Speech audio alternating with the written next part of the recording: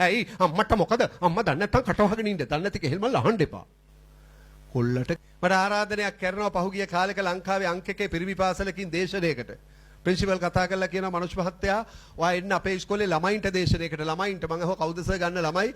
මේ සැරේ අපි ගන්නේ ග්‍රේඩ් 9 9 වසර. මම අහුවා ඇයි ඒ බුදු අම්මේ 9 වසර කියන්නේ මරු බඩුවේ 9 වසර කට්ටිය. මම අහුවා ප්‍රින්සිපල් ගෙන් බැයිද සර් දෙමව්පියෝ ටික ගෙන ගන්න මනුෂ් මහත්තයා මගේ එක ග්‍රේඩ් එකක ඉන්නවා ළමයි 750ක් විතර. ඇයි 50 පන්ති 15ක් තියෙනවා. ගෙනාවොත් දෙමව්පියෝ 750ක් එනවා. ගෙන්නන්නද? මං කව ගෙන්නන්න. එහෙනම් ඔයා එන්න උදේ 8ට. 8 ඉඳන් 10 වෙනකම් දෙමව්පියන්ට කතා කරලා අපි 10 ඉඳලා 12 වෙනකම් ළමයින්ට කතා වැඩසටහන් දෙකයි. මම ගියා මැඩම් උදේ 8ට. යනකොට 750න් 750 වගේ ඇවිල්ලා වාඩි වෙලා. පැය දෙකක දේශනය. පැය දෙකක දේශනයකින් පස්සේ එක තරුණ අම්මා කෙනෙක් ඇවිල්ලා මයෙන් අහනවා මහත්තයාද දැන් ඔය අපේ පුතාලටත් දේශනයක් දෙනවා කියන්නේ මේකෙන් පස්සේ මං කොහොමන් තමයි. අනේ මහත්තයෝ අමතක කරන්න එපා මගේ එකක් ඉන්නවත. ඔයා උන්ට කියන්න ලුණු ඇඹුල් ඇතුව. හැබැයි මං කිව්වා කියන්න එපා. ඒකට බයයි. මම මොනවද කියන්න ඕනේ කියන්නේ මොනවද මහත්තයෝ ශිෂ්‍යත්ව විභාගේ 189ක් අරන් දැම්මේ මේ ඉස්කෝලේට.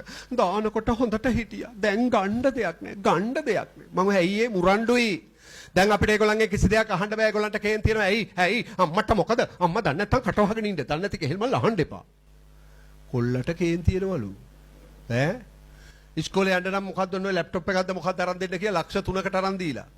අන්තර්ජාලය සම්බන්ධ කරලා දුන්නේ නැහැ කියලා ලැප්ටොප් එක ගෙනල්ලා ගැහුවලු අම්මගේ කකුල් දෙක ගාව කැලි දෙකයි තියාගනින්. බෙක්ක හෙල් මල මට ඕනේ නැහැ. කොල්ලගේ වයස අවුරුදු 14යි.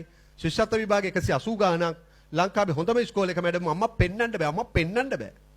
කොල්ලා දැන් හොඳ යෝජනාවක් කරනවා අම්මට මොකද්ද මට ඉස්කෝලේ යන්න නම් අරන් දීපන් බයික් එක. මට ඉන්දියන් කෙහෙල් මල් වැඩක් නැහැ. මට ඕනේ ජපන් එක. ලක්ෂ 10යි. අරන් දීපන්. බයික් එකක් ඉල්ලනවා ඉස්කෝලේ යන්න ඒක ඉන්දියන් එකක් වෙන්නත් බැයිලු. ඒ අම්මා මට කියනවා අනේ මහත්තයා දේශනේදී ළමයින්ට කියන්න අම්මලාට එහෙම කරන්න එපා පව් කියන්න. හැබැයි මං කිව්වා කියන්න එපා. අපිට පුළුවන් ද ඔවා දේශනවල කියන්න පුතේ දැන් ඉන්දියන් බයිසිකලුත් හොඳයි. ඔය ආණ්ඩුවේ රස්සා කරන අයටත් දුන්නේ ඉන්දියන්. දැන් උදේ 8ට එන්න ඕනේ උන්නේ 12ට. මං කොහමද ඔවා කියන්න බෑ. ඔයා ගිහලා පන්ති බාරස හම්බ වෙන්න. පන්ති බාරස හම්බුනා මහත්තයෝ වැඩක් උනේ නෑ. ඇයි? ඒගොල්ලෝ පිළිගන්නේ නෑ. ඒගොල්ලෝ කියනවා අම්මා අපිට පිළිගන්න බෑ. ඔයාගේ පුතා දක්ෂ ළමයෙක්. ඔයාගේ පුතා ග්‍රේඩ් එකේ පළවෙනියා. ඔයාගේ පුතා හොඳ ළමයෙක්. බලන්න සර් අපේ පුතා ඔක්කොටම හොඳයිලු.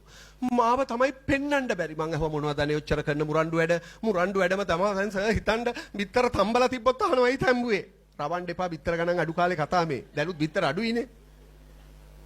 බිත්තර තම්බලා තිබ්බොත් අහනවයි තැම්බුවේ. බැදලා තිබ්බොත් අහනවයි බැද්දේ. මං ළඟදී දවසක් බලන්න බැදලා තම්බලා දෙකම තිබ්බා. ඒක අහනවලු උඹට පිස්සුද බං? ඔන්න බඩු කෑලි. ශිෂ්‍යත්ව 180 ගාන. පන්ති බාරස කියන හොඳම ළමයා. අම්මා එක්කයි ගැටුම තියෙන්නේ. මම ඔයගොල්ලෝ කොහෙද? මෙන්න මේ කොළඹ හෝමගම පැත්තේ මං කිව්වා ඉතින් කැමති නම් හෙට උදේට ළමයාව එක්කන් එන්න අපේ පොලිස් ඒ කාලේ මම ළමා කාන්තාකාරයන් සිටියා මං කිව්වා එක්කන් එන්න. ඒ මොකටද සර් මං කිව්වා එහෙ ඉන්නවා රැවුල් කරකෝලා බඩ තියෙන තඩි පොලිස් කාරයෝ දෙන්නෙත් අම්මලා ඔකගේ. ළමයි අපි ගාවට ඔයගොල්ලෝ එක්කන් එන්නේ බය කරව ගන්නනේ. ඈ ඉස්සර අපේ අම්මා අපිට බත් කවන්නේ පොඩි කාලේ මැඩම් මෙහෙමයි.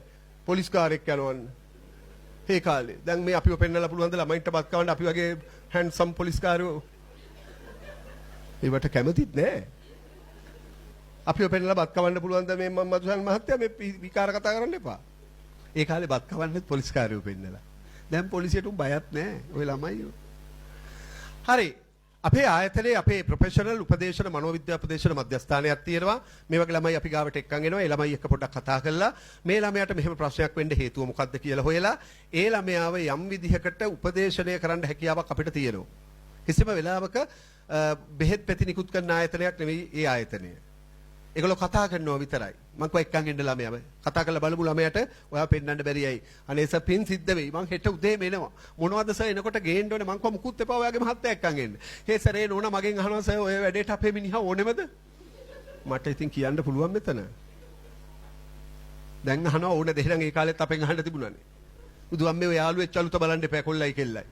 හොම්මෝ යාළුවෙක් චලුත.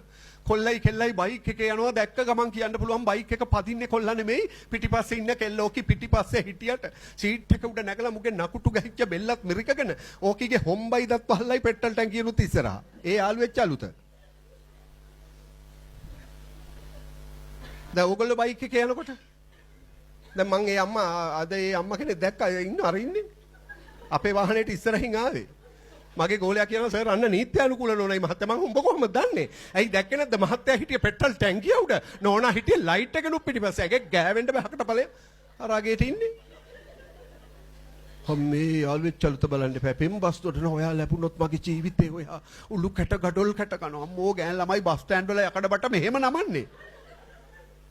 ඔය දැන් තමයි ගෑස් සිලින්ඩර් උස ගන්න අපි එනකම් බලන් ඉන්නේ. යාළුවෙක් චලුත අම්මේ නේ මං කව මහත්තයා එක්කන් එන්න. මහත්තයත් එක්ක අපි ටිකක් කතා කරලා බලමු ඔයාගේ ළමයා ඔය තරම් ප්‍රචණ්ඩයි. ඒ සැරේ අම්මා මට දීපු උත්තරේ තමයි අනේ සර් සමා වෙන්න.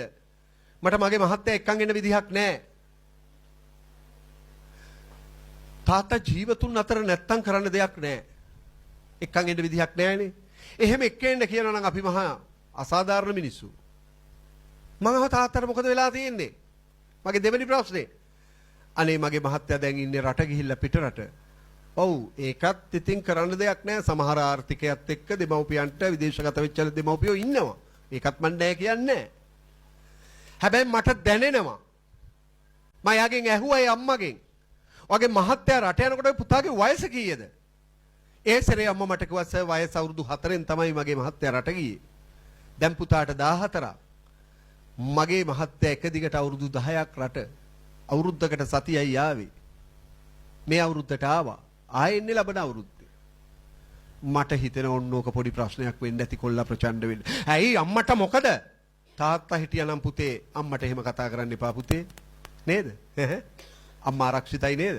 මට ඉස්කෝලේ යන්න බයික් එකක් ඕනේ. තාත්තා හිටියානම් පුතේ ඔබට තාම බයික් එකක යන්න බෑ වරෙන් මං ගිහින් දාන්නම්. කියයි නේද? ආන් ඒකයි මගේ කතාව. එහෙම නැතුව මම මේ විදේශගත වෙනවට විරුද්ධ කෙනෙක් නෙමෙයි. හැබැයි මම කියන්නේ මැඩම් දරුවන්ගේ ජීවිත තුල සුන්දර මතක තැන්පත් කරන්න පුළුවන් කාලේ අම්මයි තාත්තයි වෙන් වුණොත් ඒ ළමයින්ට ඉතින් හරි කනගාටුදායකයි. ඒ හින්දානේ අර දෙන්නෙක් ආවේ අම්මයි තාත්තයි දෙන්නම. අපි යන්නේ නැහැ කිසි ගමනක් තනියම. ඒ මිනිස්සු මොනතරම් පෝසත් දෙය ඇති. ඒගොල්ලෝ තීරණය කරනවා ගමන යන්න ඕන එකට තමයි. හැමෝටම එක්කන් ඉන්න බැරිව අපි බල් පිළිගන්නවා. හරි?